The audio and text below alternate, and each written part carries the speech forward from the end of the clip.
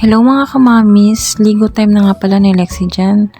Medyo bad trip pa nga siya kasi naman nagkaroon siya ng buwang araw sa leeg. Ito kasi yung mga nagdaang linggo, sobrang init kaya hindi niya kinaya. Pinalitan ko na nga ng Cetaphil sabon niya kasi yan ang recommend ng mga pedya. Hindi na nga rin ako naglalagay ng init tubig sa pampaligo niya para naman kahit paano mapreskuhan yung leeg niya. Good mood na nga siya sa mga oras na yan. Ang sarap naman kasi talaga maligo lalo kapag sobrang init ng panahon. Kaya nga kahit gabi pinapaliguan ko na rin siya para naman kahit paano masarap ang tulog niya. Maikwento ko na lang din pala no. Ang hirap pala kapag halos 10 taon bago mo nasundan yung panganay mo. Ako kasi sa ngayon talaga nangangapapa. Paano naman nakalimutan ko na kasi yung routine ko sa panganay ko nung siya ay newborn pa. Pagpasensyahan nyo na rin pala yung ingay sa background ko. Malapit lang po kasi kami sa terminal.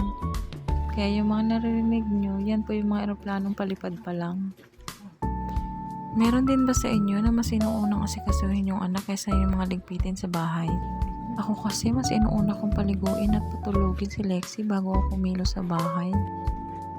Nakakatamad pa naman pag pahinto-hinto yung ginagawa. Buti na nga lang din maaasahan at ang panganay ko. Sa tuwing umiiyak ang kapatid niya, siya ang tagaduyan. Alam niyo ba dati, ayaw ng panganay ko magkaroon ng kapatid.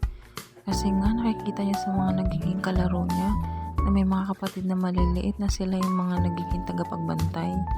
Syempre, siguro tumatak sa isip ng anak ko na kapag nagkaroon siya ng kapatid, siya na yung magiging tagapagbantay.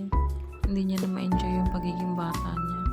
Pero alam niyo, sa totoo lang, simula nung pinanganak si Lexi, naku, hindi na maawat si Aksa sa pagiging malambing sa kanya. O diba, hindi naman halatang lapot na ako dyan sa pawis. Nai-stress na nga kasi dyan si Lexi at gusto nang dumede. Dede is life kasi talaga yung bata na yan.